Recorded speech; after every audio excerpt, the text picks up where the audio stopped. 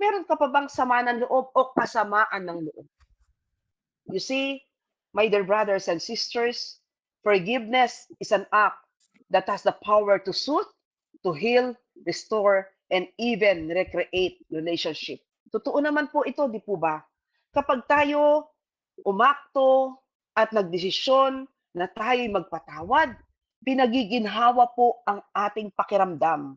Pinapagaling po ang ating bigat at sakit na spiritual at sa physical man, emotional lalo na.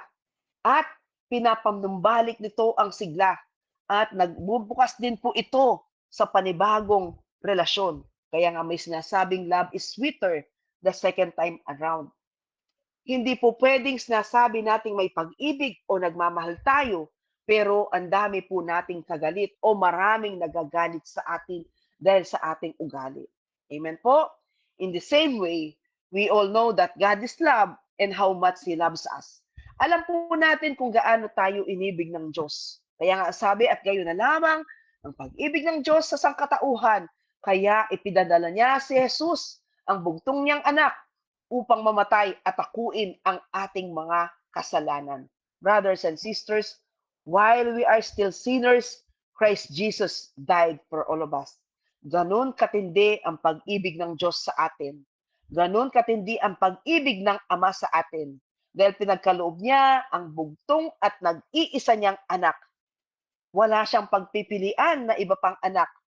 Tangi at nag-iisa si Jesus. Ngunit hindi po niya ipinagdamot sa atin upang maging tagapamagitan sa lahat ng pagkakasala nating lahat. Sa pagmamahal ng Diyos, sino po ang makahigit? Meron po ba kayong nababatid?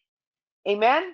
Kanta yun no? Sa pagmamahal ng Diyos, sino ang makahihigit? Meron ka bang nababatid? Bugtong niyang anak, hindi niya ipinagkait. Nanawag sa mundo, nagdusat, dumanas ng libong sakit.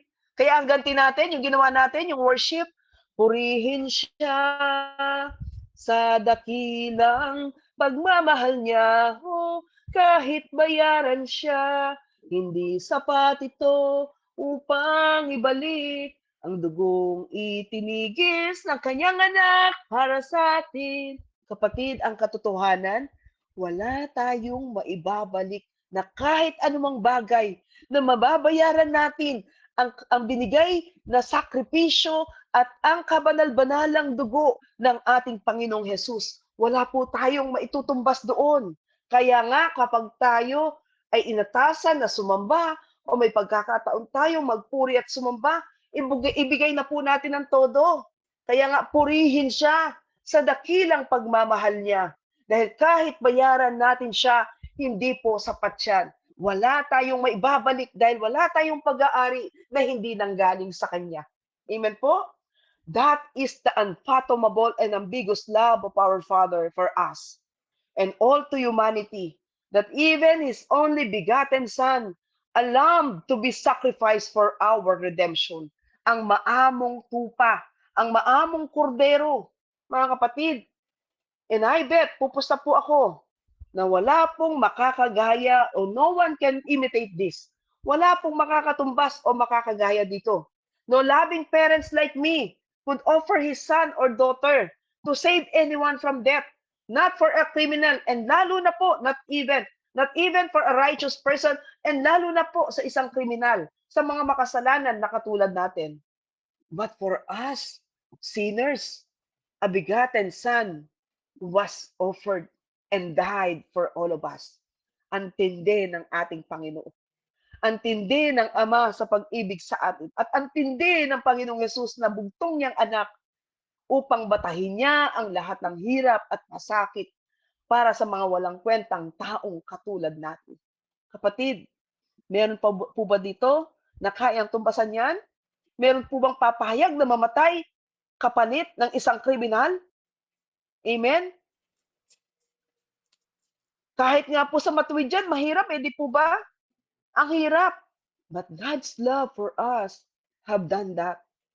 He gave His only begotten Son. And in the same way, that Christ surrendered and offered his life and fulfilled the plan of salvation through him. Here, Jesus showed how much he loves us by asking on our behalf our forgiveness from the Father. At this time, everything Jesus taught about love and forgiveness became true and real. Jesus became a better God, so to speak. Let me expound that statement po. Why Jesus became a better God. You see, it takes a divine God to take and bear all the pains of the persecutions. Wala pong basta-basta makakagawa na batahin at kunin ang lahat ng mga sakit at lahat ng mga hagupit. But for Jesus, who became a true man, totoong Diyos, piniling maging tao upang tayo maabot at maramdaman ang sakit at ang lahat ng pasakit at pagdurusa. A true God and a true man. Pinili niyang maging tao, magpakatao na tulad natin. Nakaramdam din siya ng sakit. 5,000 sugat at latay. Sa bawat hagupit sumasama ang hibla ng laman. Nadama niya ang gutom, ang pagkauhaw at pagod. Imagine 600 miles or 967 kilometer niyang karga-karga at 135 kilos na bigat ng krus. Taong-tao po siya. And yet, he never complained. With his 5,000 wounds, imagine 5,000 wounds. Iba pa po yung tinatawag na holy wounds. Yung nail-pierced hands niya, yung holy wounds na tatlo, yung pagkapako sa kamay, sa paa, sa tagiliran at sa kanyang ulo, yung putong ng korona. Kung tayo yun, isang sugat pa lang, tsak, aaray ka na. Sisigaw sa sakit, maaari magmumura ka at maghihiganti ka sa kung sino man ang nanakit sa iyo. You will fight back. Hanap ka ng pagkakataon, mabalikan mo sila. Sabi ko nga, isang ingron lang yan sa kuko sa paa, tsak, magpapa-emergency ka na. But with all of this, Jesus remained good to all of us.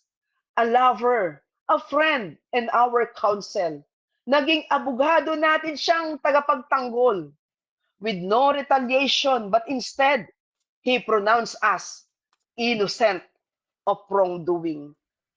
But for Jesus and through this, to acquit all of us para pawalang sala po niya tayo sa mga pagkakasala, he then became a more and better God. Higit pa siya sa Panginoon na nakilala lang nating nagpapagaling, nagpapalayas ng demonyo, nagpapakain sa libu-libong tao, nagpapalaya, at kung ano-ano pa. At lalo siyang naging better God. Bakit? Hinarap niya ang lahat ng masasagwang ugali ng tao. Ang mga guro na mahuhusay at sinasabing may pinag-aralan at mataas ang antas na pagkakaalam sa batas. Sila pa ang walang ginawa kung hindi hanapan siya ng pagkakataong maparusahan ng kamatayan. Sila ang dahilan kung bakit siya nakabayubay sa krus. At binribe pa ang kanyang isa sa disipulo. Imagine kung gaano kasakit na isa sa pinagtiwalaan mo at disipulo mo na tinatawag kanyang dakilang guro ang siya pang magagamit upang ikaw ay ipinagkanulo at ipagkaloob ka sa iilang pirasong walang kwentang halagat perang pilak. At siya rin ang Panginoon na tinalkuran ng lahat na sa dami ng pinakain niya, iilan ang nanatili sa paanan ng krus. Tanging pamilya niya ang nandoon at matalik na kaibigan.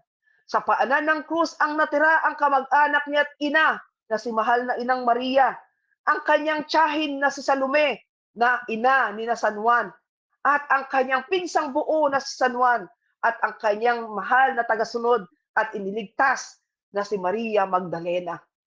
Ano pa bang sakit at walang kaparis ang dinanas ng Panginoon? Pang-alipusta, pag-challenge sa Kanya, at kung ano-ano pa.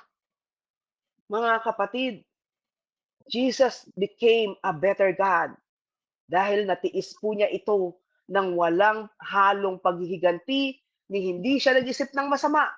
Bagkus, napakamapagmahal at mahabagin ang winika. When Jesus faced the devil, he did not become like the devil. Naging malademonyo sa ugali ang mga taong nakapaligid sa kanya, ngunit hindi siya naging demonyo sa pag-uugali. Ang tanong, hindi nga ba alam ng mga taong nandoon at nagpapahirap sa kanya ang kanilang ginagawa? Did the people of this time, nung panahon niya, don't know what they are doing? Hindi nga ba nila alamang ng mga taong ito ang kanilang ginagawa? Of course they know it. Dahil mas masahol pa sa sikat ng araw, maliwanag pa sa sikat ng araw, ika nga, nakikita ng lahat at batid ng lahat kung ano ang ginagawa nila. Were they innocent of the crime they are committing? Of course they are not innocent. Inosente nga ba sila at walang ginawang masama? The reality is, mga kapatid, even at this very moment, ang katotohanan kahit ngayon nagdudumilat sa ating harapan, it is always difficult for people like us to admit that we are wrong. It is always difficult for some people to admit they are wrong. And this is always true, as I am reminded sa mga pagkakataon na mayroong hayagang nananakit, tumatalikod sa akin. And whenever I ask him about something, ang binabalik ay mga justification ng maling nagagawa nila.